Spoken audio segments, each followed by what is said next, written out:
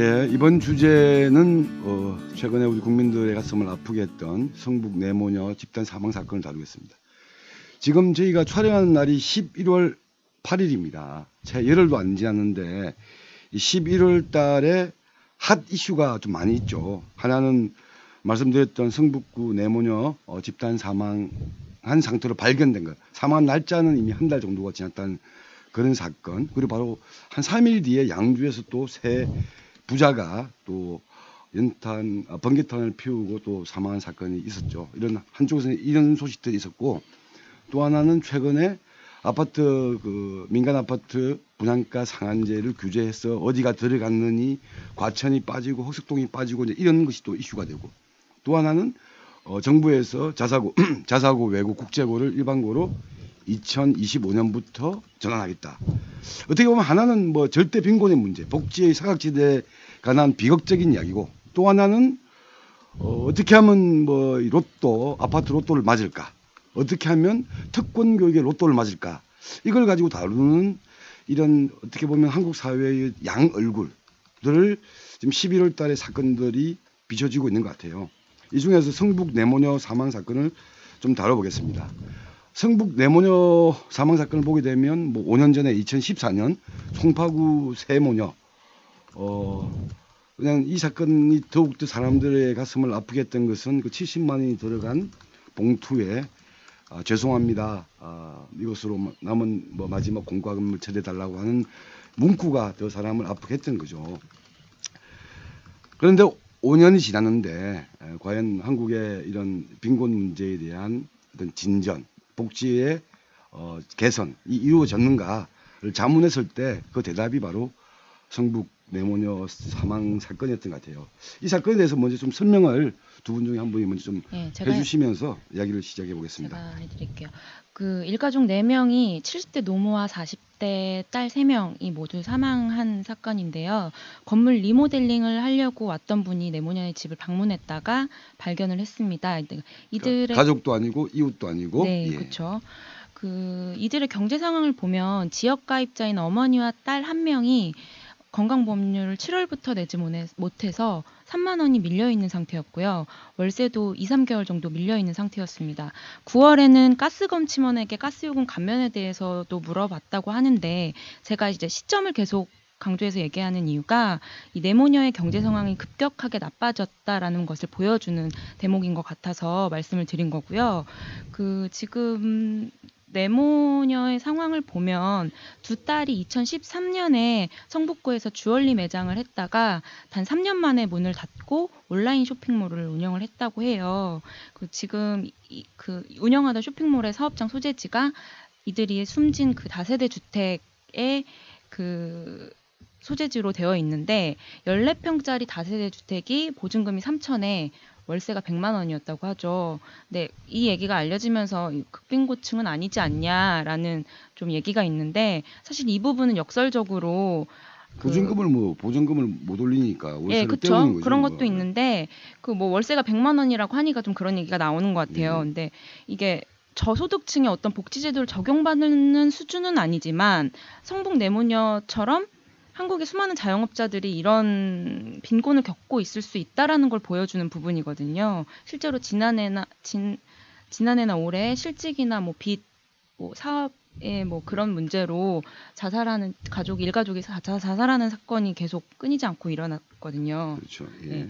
근데 지금 많은 언론에서 이 복지 시스템의 허술함에 대해서 얘기를 해요. 사실 그 복지 시스템이 제대로 작동하지 않은 것도 맞고요. 근데 다른 문제는 이제 일괄적 지표를 통한 선별적 복지 제도가 사실 이 시스템이 완벽할 수는 없는 거잖아요. 그래서 아무리 인력 충원을 한다고 해도 이 일괄적 지표와 선별적 복지로 이 사각지대를 완전히 해소할 수 있느냐 물었을 때 과연 이것의 대안이 무엇인지를 좀 고민해야 할 때가 아닌가라는 생각이. 때는 뭐 늦었죠. 예. 우리 배 선생님은 뭐 또 하실 말씀? 네.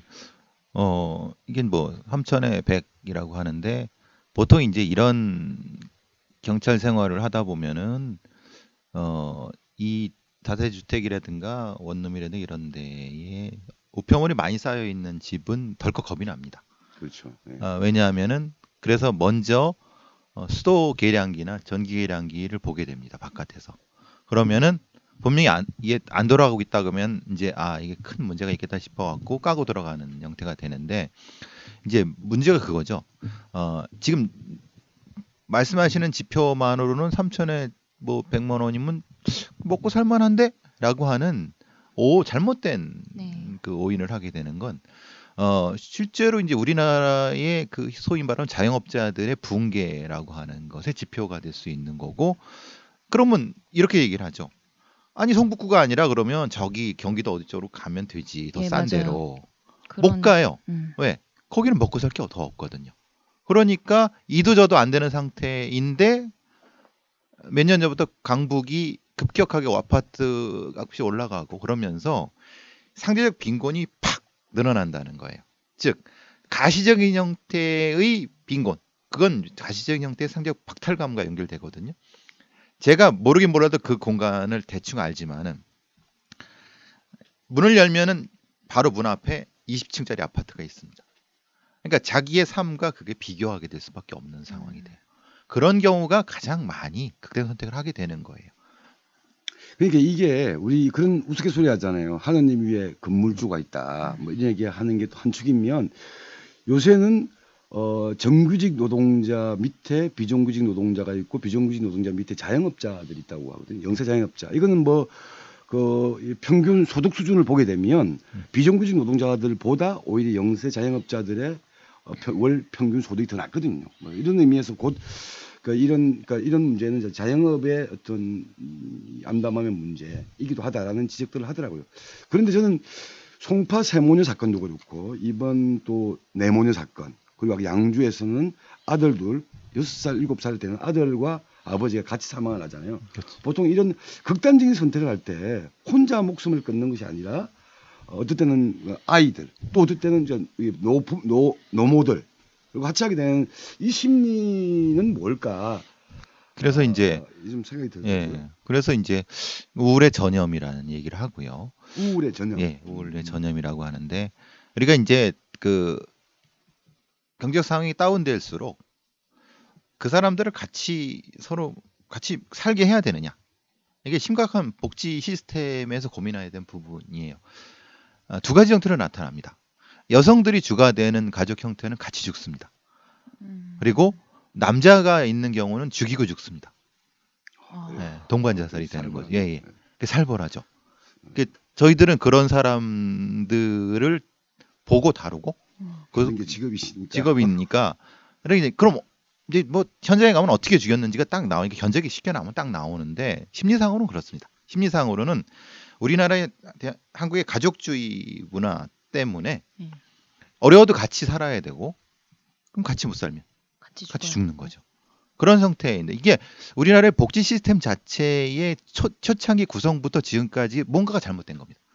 그러니까 가족 중심의 전달 체계가 문제인 거고 가족 중심으로 무엇인가의 복지 시스템을 구조화한 부분에서의 문제가 가장 적극적으로 나타나는 부분이 그거고 특히 이제 아까 말씀하신 아버지와 그 두 아들이 뭐 죽었다고 하는 부분 그러니까 대표적으로 그런 상황입니다. 그건 뭐 안 봐도 머릿속에 그려지는 그 상황입니다. 그 상황이다. 뭐 제가 굳이 말씀드리지 않은 분. 그래서 우울의 전염이란 개념을 쓰고요. 동반자살이라는 개념은 저는 쓰고 싶지 않지만 그런 부분이 돼 있는 거고 특히 이제 어려울수록 계속 가족끼리 모여드는 그 공간들이 바로 서울의 특정한 공간들, 경기도 특정 공간들 이런 데 위험성이 많이 노출이 되죠. 그러니까 이게 그만큼 복지 자체가 어떤 국가적 사회적 자원 또는 하다못해 지역 공동체 이런 개념이 아니라 한국의 대표적인 특징이 다 모든 걸 가족들에게 위임하는 그렇죠. 예. 가족 복지에 사회복지 대부분들 위임해버리는 이런 시스템이기 때문에 여기에서 뭔가 균열이 생기고 무너질 때는 그 가족 자체가 다 이제 뭔가 포기해버리는 이런 그렇죠. 시스템으로 가게 되는 가장한테 집중시켜서 가정이 무너져서 같이 무너지는 거. 그게 특히 여성 가장일 경우 지금 이 경우처럼 70대 노모의 여성 가정일 경우에 대안이 없는 상태 그리고 딸들의 경우에도 또 역시 대안이 없는 상태 그러니까 그렇게 시스템 자체가 그쪽 한쪽으로 창으로 찌르듯이 확 들어가 버리는 거예요. 그거를 해결하지 않는 한 사실 우리 대한민국의 복지 시스템 자체는 큰 결함이 있는 것 같아요. 예. 저는 이 주제를 좀 준비하면서 최근에 SNS에서 화제가 되고 있는 동영상이 하나 있어요. 그게 뭐 요새 같은 한일 갈등 국면에서는 뭐 사람들이 별로 안 좋아할지는 모르지만 그 일본 정치인인데 야마모토 타로라는 일본 정치인이 거리 연설을 하는 장면이에요. 이 사람에 대해서 너 위선자 아니냐 이렇게 비난하는 것에 대해서 이 양반이 눈물을 흘리면서 이제 그러니까 이야기를 하고 있는 것을 다룬 어떤 영상인데요. 야마모토 타로라는 사람은 우리로 치면 진보 정치인은 아니야 또. 중도파 정도 되는 분인데 이분의 말이 참 절절하더라고요. 어떤 말을 하냐면 생산성으로 인간의 모든 것을 재단하는 사회, 이런 사회를 바꾸고 싶다. 인간을 일회용품으로 쓰고 버리는 사회. 당신은 사회에, 국가에, 회사에 도움이 되고 있냐? 도움이 안 되는데 왜 아직 살아있냐? 왜 아직까지 남아있냐? 그 다음에 노령한 사회에서 좀 나이 드시거나 좀 몸이 드신 노인들한테 뭐야? 당신은 침상에서 이렇게 그냥 누워 있는 것밖에 하는 게 없잖아. 사회에 어떤 기여도 하는 사람이 아니잖아. 라고 질문하는 이런 사회. 이런 사회를 살아간다는 것은 그게 뭐 물질적인 지옥이기 이전에 이게 지옥 같은 사회 아니냐. 이런 사회를 바꾸고 싶다. 이런 이야기인데 저는 뭐 이 성북 네모녀 사건을 보면서 이 말이 참 영상이 떠올랐습니다. 그래서 시간이 되시면 우리 그 뭐 시청자분들도 한번 봤으면 하는 마음을 전하고 싶어서 소개를 드리겠습니다. なぜならば人間の価値これを生産性で測るような社会が加速していったらこれ人間が生きてる期限を決められるような社会になるってことですよ。あなたは役に立ってないんだからまだ生きるつもりなんですか。高齢化社会が加速していった時に寝たきりじゃないか、あなたのせいでみんながコストかかるんだよって、そういうような社会になっていきかねないってことを危惧してます。 자, 이 주제 우리가 빈곤 문제, 복지 문제를 다루게 되면 늘 나오는 주제가 부양 의무자 기준입니다. 지난번 우리 방송할 때 조커에서도 조커의 그 주인공이 늙은 어머니를 모시고 있다가 결국 복지 그 수당 같은 게 삭감이 되고 했던 문제가 있는데 그런 이야기를 하더라고요. 송파 세모녀 사건이 벌어지고 나서 기초생활법이 이게 많이 바뀌었어요. 좀 개선이 됐는데 그 바뀐 기초생활법으로도 송파 세모녀는 대상이 되지 않는다. 얼마 전에 우리 또 김용균법이라고 생겼잖아요. 네. 김용균법이 생겼지만 정작 김용균이 살아있어도 그 법에 해당이 안 됐을 거다. 이런 이야기를 하고 있는데 법과 제도가 참 변한다는 게 참 힘들고 더디다.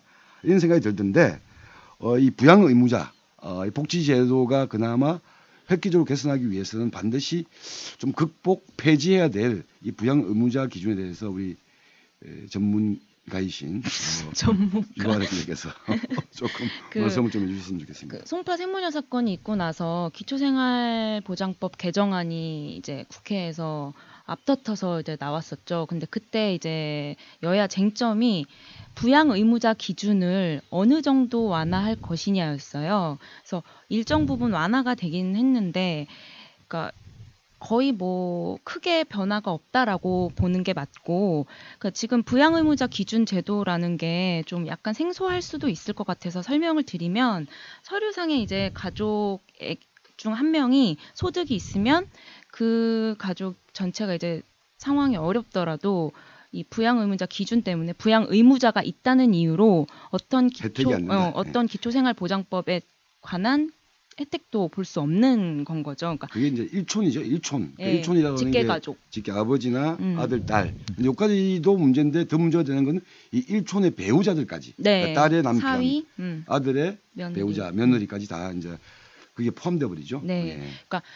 예를 들면 이런 경우인 거예요. 제가 우리 집에서 저만 소득이 있는데 우리 엄마가 아프다. 그러면은 아프고 집안 환경이 안 좋아도 내가 부양을 의무적으로 해야 되기 때문에 나한테 의무가 있다는 거죠. 결혼을 하고 나가서도. 예, 아까 말씀하셨던 가족 중심의 그 복지 시스템의 허점을 보여주는 제도인 건데, 그러니까 이 제도가 사실 그 전국 장애인 철폐연대, 그러니까 장애 단체에서 광화문 농성을 통해서 되게 오랫동안 폐지를 요구해왔던 제도예요. 왜 이렇게 폐지를 요구했냐라 하면 이게 가난을 대물림한다는 거죠.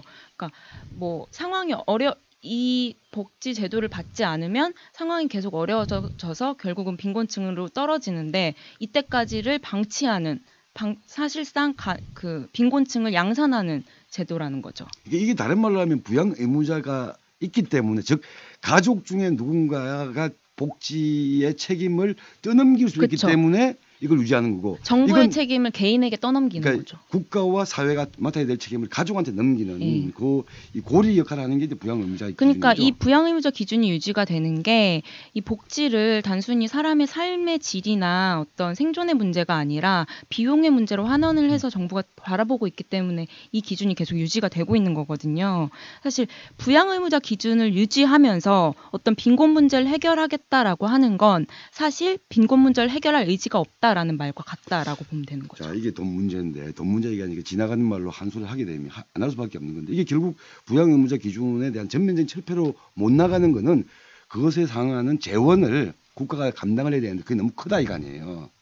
그건데 지금 좀 논란이 되고 있는 게 뭡니까? 이 주한미군 방위비 분담금 50억 달러인가 이런 식 이게 완전 이거잖아요. 그 돈이면 그 돈을 가지고 뻔해요. 이거 뭐 미국이 그 5배 인상을 요구하니까 협상을 하다가 뭐 약간 또 인상하는 수준에서 또 대강 퉁칠 것 같은데 이런 비용들에서 지금 이 복지의 비용들을 고민하는 문제. 그러니까 정책의 중심을 어디에 두느냐의 문제인 것 같아요. 네. 그 비용의 문제로 해서 조금 더 첨언할 것은 그런 거죠.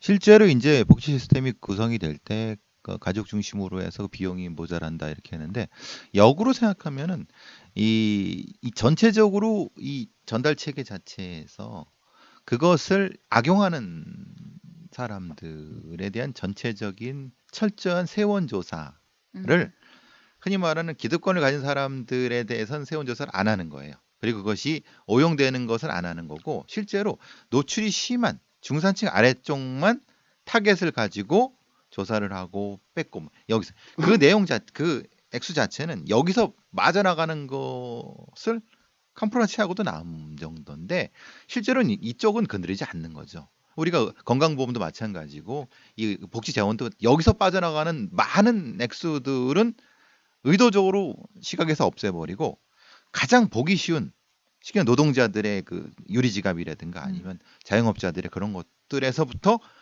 소위 말하면 족치는 거죠. 여기서. 그러니까 그런 면이 가장 큰 문제인데 거기를 조명하지 않아 버리니까 비용 없잖아. 돈 없잖아.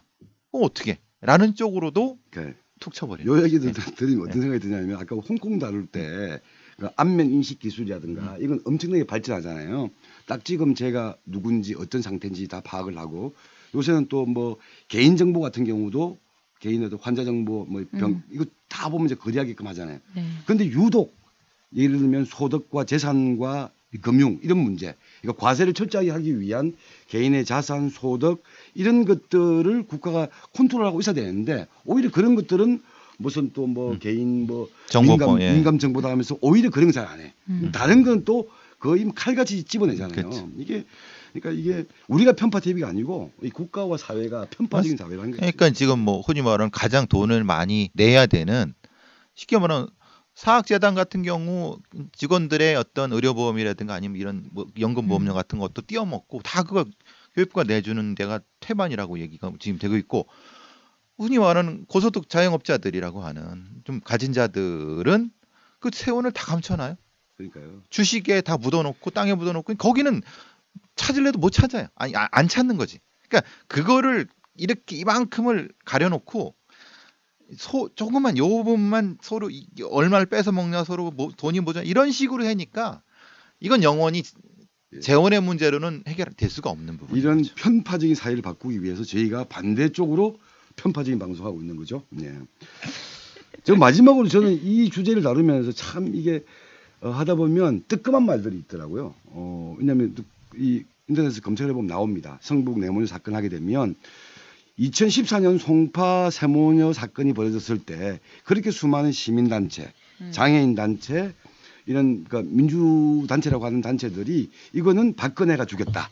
박근혜의 복지정책이 죽였다라고 하면서 그렇게 규탄하고 했는데 이 성북 사건만 있었습니까? 아까 양주의 사건 그중에 탈북자 아사 사건 이런 일들이 연이어 벌어지고 있는데 왜 그것에 대해서 정부 책임을 안 묻고 있는 거냐 이런 약간 이제 보수적이고 약간 우파적인 목소리도 있더라고요. 약간 좀 찔리던데 어떻게 생각하십니까? 그러니까 아니, 그거 이제 그러니까 이제 분명히 이 부분에 대해서는 시스템적인 전환은 분명히 있어야 돼. 그러니까 서울시 같은 경우도 찾아가는 동주민센터 찻동이라고 하는 것을 그 이후에 전면적으로 좀 시행하면서 필요한 부분에 대해서 직접적으로 공무원이 찾아간다는 어떤 큰 틀은 만들었는데 거기에 대한 세세한 디테일에 대한 부분을 세우지 않았어요.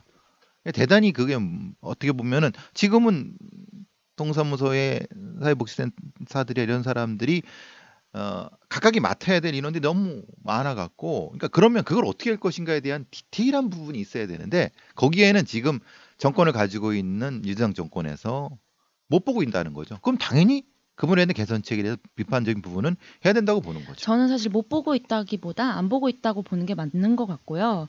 그러니까 이 정부 들어서 좀 달라지지 않았냐라는 이제 정부 옹호 논리가 있는데 사실 문재인 정부, 그러니까 문재인 대통령이 부양의무자 폐지가 대선 공약이었어요. 근데 사실 이것도 지켜지지 않고 있고 최근에 이제 기초생활보장제도 적용 대상자의 선정 기준인 중위소득 기준이 2.9%밖에 안 오른 것.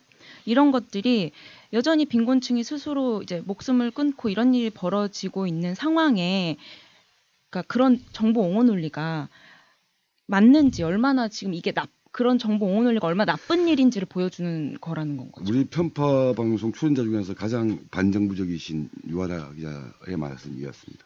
하여튼 저는 뭐 이 말씀을 드리고 싶어요.